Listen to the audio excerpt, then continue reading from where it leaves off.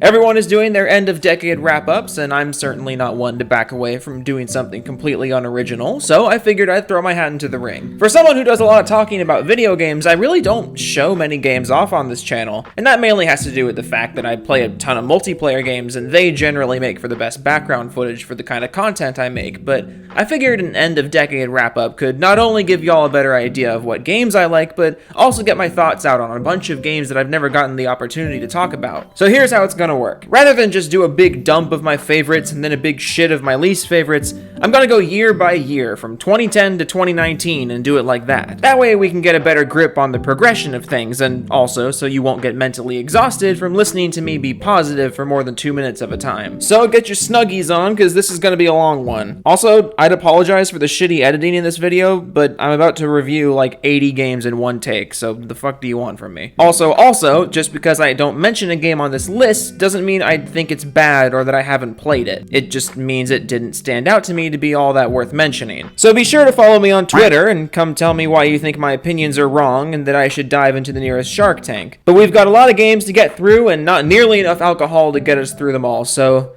enough stalling and let's get started. 2010 was a really fucking good year. For starters, Amnesia, one of the best horror games ever made. I've mentioned a few times that I love horror games, but I'm also extremely picky with them. Silent Hill 2 is my favorite game of all time, but when that's your starting point, it's pretty inevitable that not much else is going to rise above it, but Amnesia came pretty close. Tense, subtle, non-aggressive, this is what survival horror should be. Red Dead Redemption also came out this year, and get ready for a good old-fashioned Joe from Seattle hot take, but I think Red Dead 1 is better than Red Dead 2 in almost every way. The story may not be as grand, but it's a lot tighter. The map may be smaller, but it's more focused. The gameplay wasn't great, but to be fair, standards were lower, and it didn't super bother anyone at the time. So yeah, I prefer Red Dead 1 over Red Dead 2. Feed me your dislikes. Halo Reach also dropped this year, which I've mentioned previously is one of the games I've spent the most time in throughout my 22 years of vaguely disappointing existence, and while I don't think the game aged poorly, let's just say that if I had been playing it for the first time this year, I probably would have put it down after the first couple dozen gunfights I lost thanks to the fucking bloom. If I ever become president, I'm gonna make it a criminal offense to use RNG as a central mechanic of your shooting game. But then again, this is supposed to be a good games list, and yeah, Reach is still a pretty damn good game. The campaign is great, the map and game editors are top notch, and even with the bloom system, the multiplayer is still one of the best to ever grace the consoles. Bayonetta also launched this year, which is one of my favorite hack and slash titles, and I'm still holding out hope that Bayo 2 gets ported to other systems at some point, because holding a game like that on the Wii U makes about as much sense as saving a prosthetic leg for someone born with 5 limbs. Metro 2033 came out this year, and while it super does not hold up graphically, it was really good at the time, and it's worth a revisit on PC, so you don't have to deal with the disturbingly low frame rate. Also, if you have your time machine on hand, go back and play the Scott Pilgrim game, because it's honestly one of the best 2D beat-em-ups ever made, but Ubisoft pulled a Ubisoft and didn't renew any of the licenses, so it's impossible to download now. Thank you, Ubisoft. Very cool. So moving on to my least favorite games of 2010, I can't not mention Iron Man 2. 13-year-old Joe may have had pretty low standards for games, but even I knew this thing was garbage. Didn't the developers of this game literally say in interviews that they wanted to make it better than the first one, and then they literally made it worse in every way? Isn't the game industry fun? Also, Lost Planet 2. I'm one of the 8 people on Earth who actually remembers Lost Planet and who actually really liked the first game, but the second was just kinda dumb. It replaced everything original, like the setting and the kinda cheesy concept of fighting giant bugs in a snowstorm, and just replaced it with a neutered imitation of Gears of War. It's not awful, but it's just boring, and if it had actually been a progression of the first game rather than just a total do-over of the concept, it may have actually been something worth remembering. Oh, and speaking of bad shooters, Metroid Other M.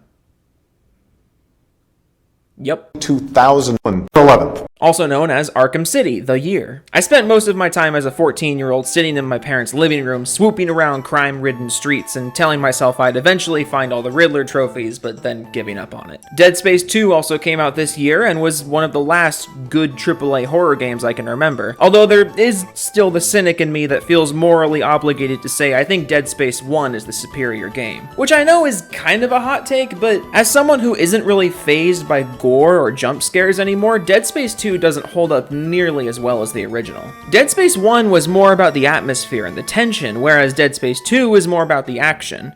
Nothing wrong with being an action horror game, but that's just the thing. Dead Space was horror. Dead Space 2 is horror action. Still a great game and one of my favorites of the year, but I think the horror of the original holds up much better. Bulletstorm is one of those games that I didn't really care for in the moment, but I learned to appreciate it down the line thanks to the creativity and the catharsis of the action.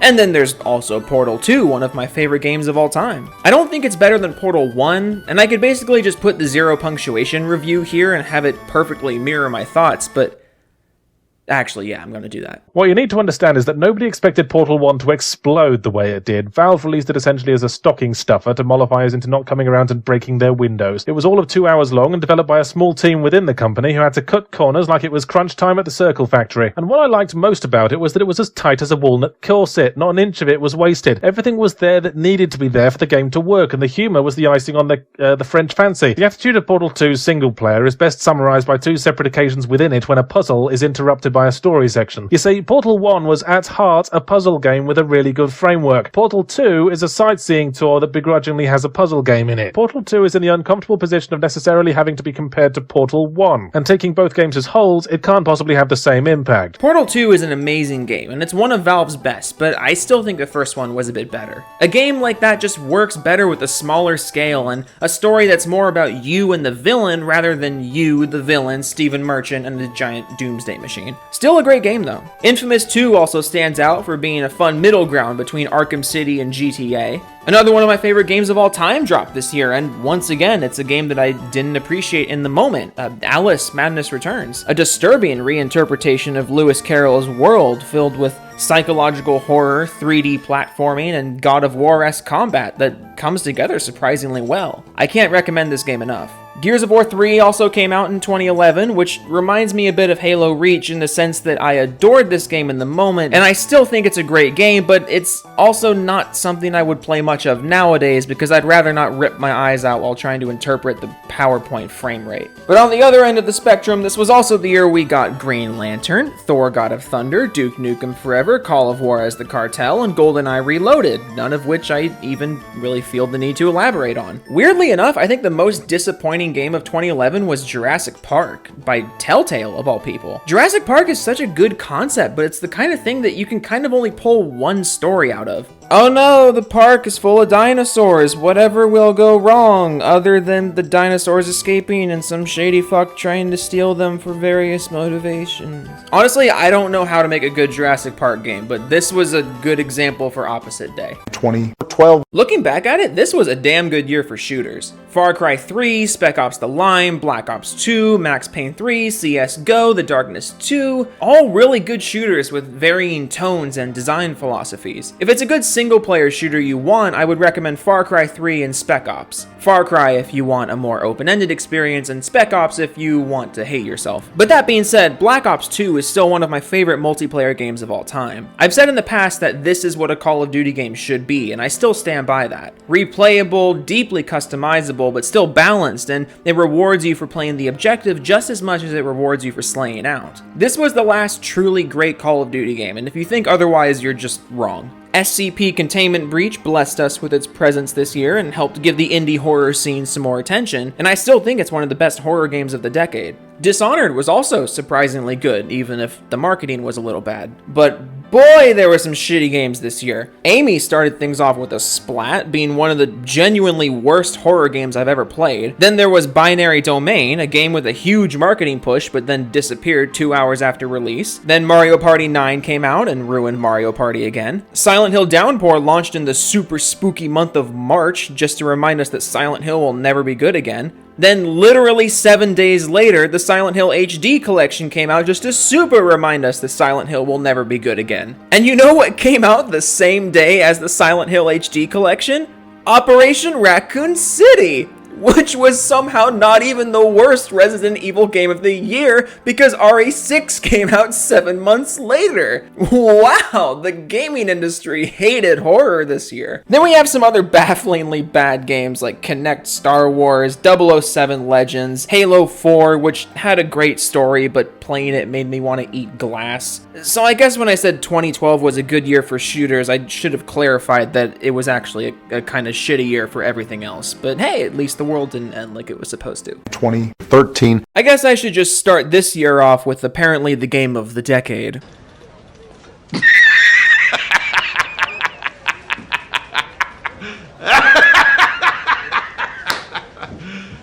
You serious? But jokes aside, I really do think The Last of Us is a solid game. I will rip it apart any chance I get just because there's so many blatant issues with it that go largely uncriticized because the world just decided it was going to be the best thing ever for some reason, but at its core, it's still a good game. As long as you're not expecting anything mind-blowing and you haven't seen too many post-apocalyptic movies and you have a higher than average tolerance for repetitive mission design, shit, that didn't take long. The Last of Us is still a really good single-player game. AC4 and Saints Row 4 were both the last good games in their franchises. And of course, you can't talk about 2013 without mentioning GTA 5, a game that genuinely does have something for everyone, as much as I hate it when marketing execs use that as a selling point. Also, Lego Marvel Superheroes came out and surprisingly was one of the best comic book games ever made, thanks to the massive sandbox and the actually well-written story that made liberal use of the charm that Lego games are known for. Being a slut for 80s sci-fi, I adored Far Cry 3 Blood Dragon, and also being a slut for westerns, I sucked up Call of Juarez Gunslinger so quickly its belt hardly touched the ground. Oh yeah, and Deadpool was also pretty fun, but it's kind of hard to get your hands on that now that Disney and Fox had the reverse divorce and the licensing got lost somewhere.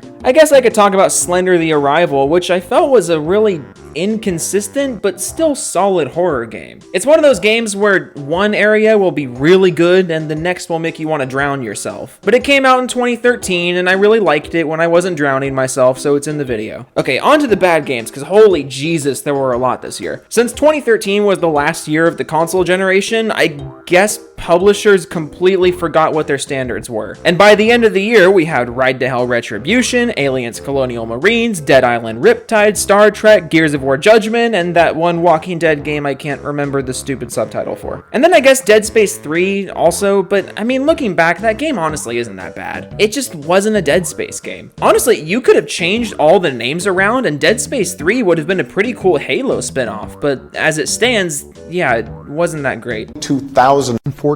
This was the year the gaming industry started to get back on track. Much of my 2014 was split between Titanfall and Binding of Isaac Rebirth, two tonally opposite games that were equally addicting and at least made me feel like my Xbox One wasn't a wasted investment. I've also made it no secret that Wolfenstein: The New Order is one of my favorite games of all time, and I'll take any chance I can to mention it again. An excellent reimagining of the series that managed to blend aspects of old school FPS with more modern elements, all while telling a wonderfully depressing story and one of the best endings of any game I've ever played. Never mind the fact that the ending is completely ruined by the existence of a sequel, but I digress. Play Wolfenstein: The New Order, you idiot. I have mixed feelings on Alien Isolation, more so than most people, I think. And that's not me just trying to sound special, but it is kind of a weird game for me to talk about. Certain aspects of it are absolutely perfect, and if you were to remove certain other aspects, you would have one of the best horror games ever made, but unfortunately that's not how things work. Still, if you have a lot of patience and you don't mind somewhat repetitive Android encounters, Alien Isolation is great. There really weren't that many outright bad games in 2014, but there were a lot of disappointing ones. Being a Bungie Halo fanboy, Destiny kicked me in the throat and then paid for the hospital bill just to do it again, all while telling me to just keep grinding and it'll stop kicking me. Smash 4 isn't a bad game, but to a Melee purist like myself, it just made me wave dash into a corner and then whine about it for a few years, like most Melee players did. Infamous Second Son caught my attention as a Seattle native, and it was fun getting to go fuck up my least favorite avenues, but it just didn't have the same great writing and progression that Infamous 2 did, and I don't actually think I ever finished it. Advanced Warfare was interesting for a bit, but I only played like 3 hours of it before going back to Titanfall. Then Evil Within came along, promising to be this ultimate survival horror experience, but ended up just being a pretentious Resident Evil 4 knockoff. Yes, I I know it was by the same director as RE4. That's what made it pretentious. I could bring up The Amazing Spider-Man 2, but honestly, I got a decent amount of enjoyment out of how awful that game is. And I could also bring up the Master Chief Collection, but I think we've all heard enough about that game at this point, so I'll just move on. 2015. Witcher 3.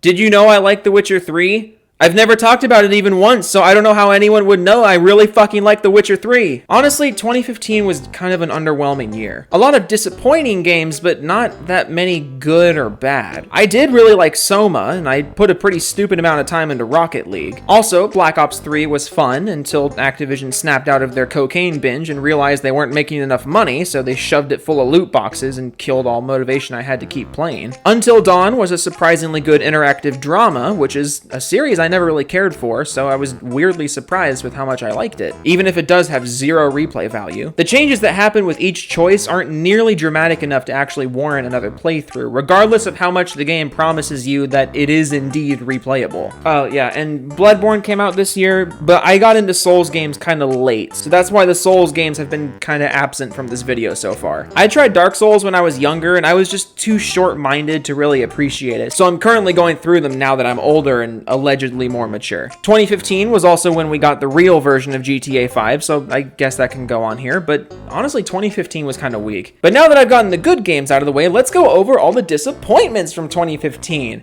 Batman Arkham City, Halo 5, Fallout 4, Star Wars Battlefront, FNAF 3, FNAF 4, that's right, we got 2 FNAF games this year, lucky us. Evolve, Lego Jurassic World, Rock Band 4, The Order 1886, and then depending on who you ask, Battlefield Hardline and MGS 5. I don't know, I don't have much to say about all those, other than they were at best decent and at worst boring. So let's just remember 2015 as the year The Witcher 3 came out and leave the rest in the garbage. 2016. 2016 was another great year for shooters, the most obvious of which being Doom, which I will personally come shove in your mouth if you haven't played it yet. Doom is one of the few games that I actually struggle coming up with criticisms for. The story is a little dumb, but I mean, that's kind of the point.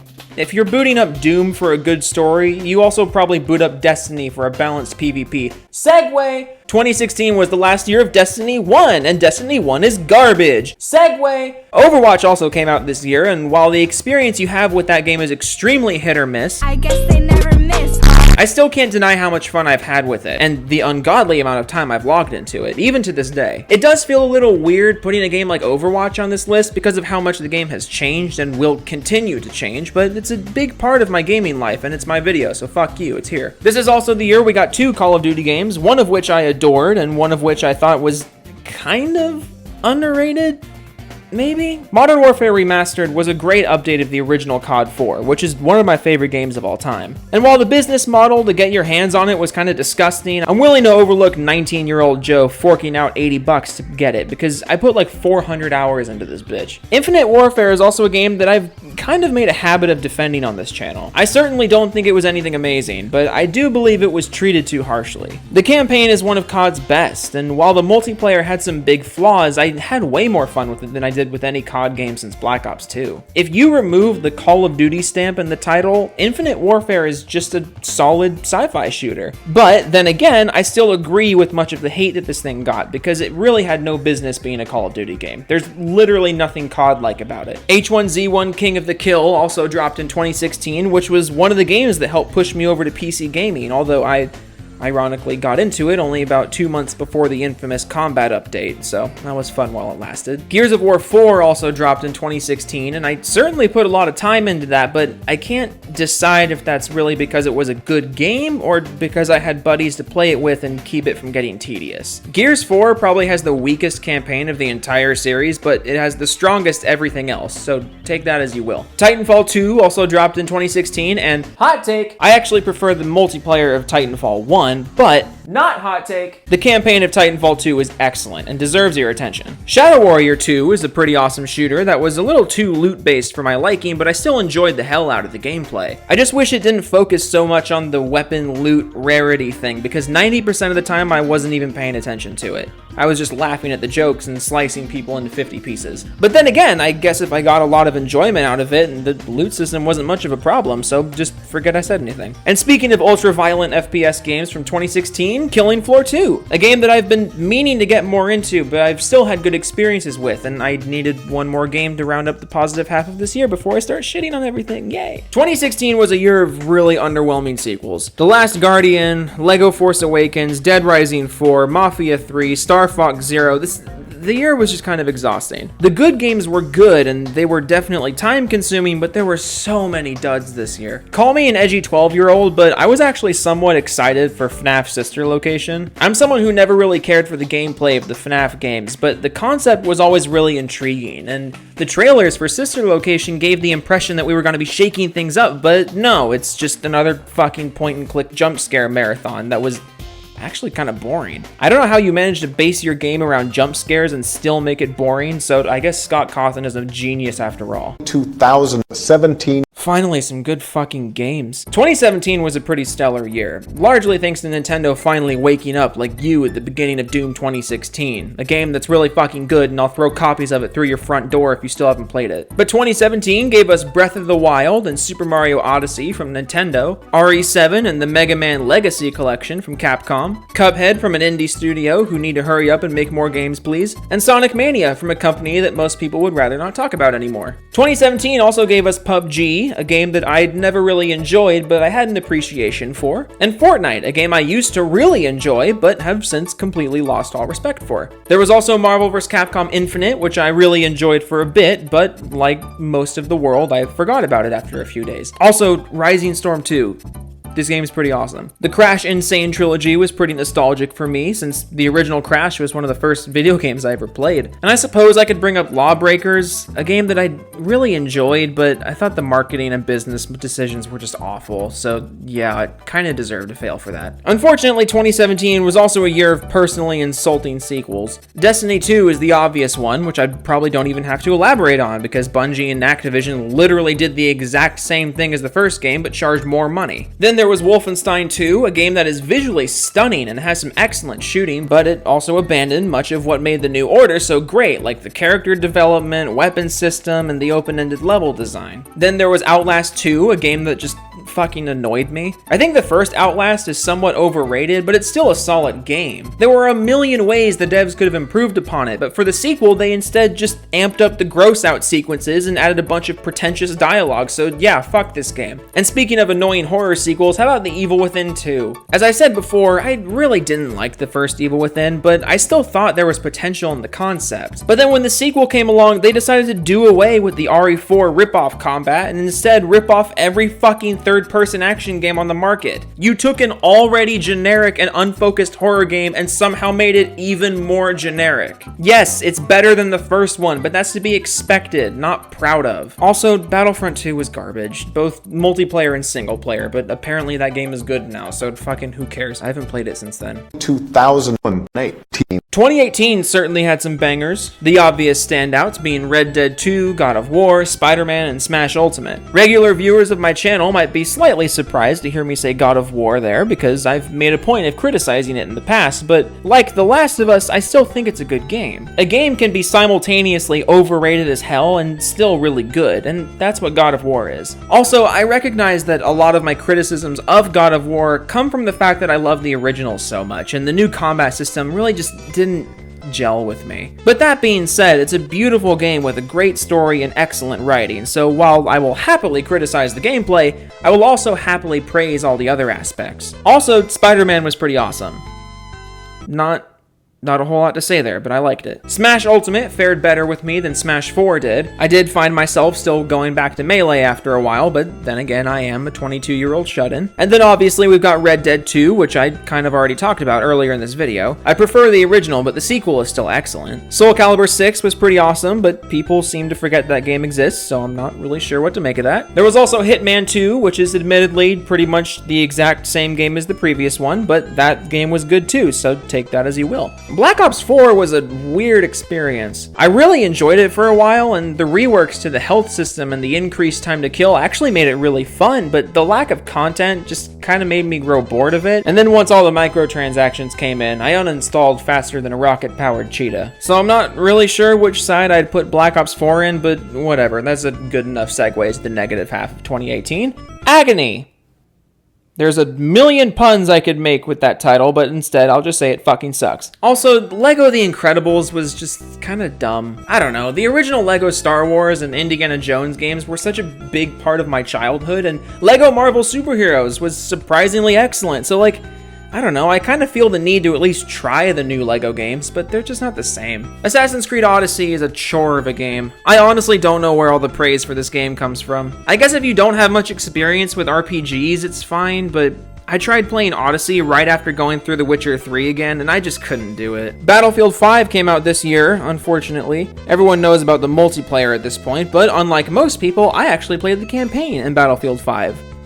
And I kind of wish I spent that time doing other things. You know those missions in the old Modern Warfare games where they were really open and you never knew what direction enemies were coming from and it kind of walked the line between exciting and bullshit? Yeah, take that, make the graphics better, add some bad writing, and then stretch it out to 4 hours and you've got the entire Battlefield 5 campaign. I did play a bit of Sea of Thieves during a free weekend after one of the big overhauls, and I mean, it was fun for a little bit, but after that free weekend, it left my brain so efficiently, I honestly forgot it existed until I started writing this video, so, you know. 2019. I've seen people say this was a weak year for games, and I want to look those people in the eyes and throw copies of Doom 2016 at them. 2019 was a damn good year for games. If you watch my channel at all, you know how much I've been playing Apex Legends, but that's just the start of it. We got Sekiro, we got the Resident Evil 2 remake, we got Jedi Fallen Order, MK11 was pretty fun, DMC5 is a masterpiece,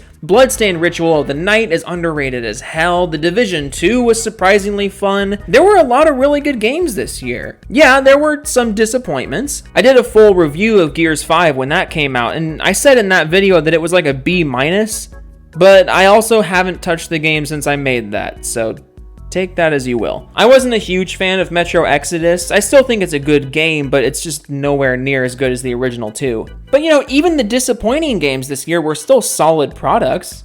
At least the ones I played. I didn't play Kingdom Hearts 3 when it came out, but after seeing the reception to it, I'm not exactly eager to dive in. But that doesn't mean there weren't some flat out stinkers this year, because fucking boy, I've got a lot to say about some of these. First of all, I was fucking excited for Blair Witch. I'm one of the few people who actually really liked the most recent Blair Witch movie, and it's one of the few concepts that I think could actually lend itself really well to a walking simulator. But I guess that's what I get for trusting the layers of fear guys to do anything interesting. Also, Wolfenstein Youngblood was on the verge of being personally insulting. I'm really hoping the industry is growing out of the whole make everything a grindy co-op shooter phase, because the words grindy and co-op should never be anywhere near a Wolfenstein game, but fucking here we are. Modern Warfare is a joke of a game that honestly just keeps getting funnier the more I hear about how much Infinity Ward is fucking it up. Kinda like Anthem, which I legitimately forgot came out until I started making this video. I never got around to playing Disco Elysium or The Outer Worlds. I'm someone who has to be in the right mood to really commit to an RPG, but they're definitely in my backlog. So those are my favorite and least favorite games of the decade, so be sure to let me know what you do or don't agree with, and if you want to kick up a conversation with me, go ahead and follow me on Twitter, at JoeFromSeattle1. If you managed to get all the way through this video, I salute you. See you next decade.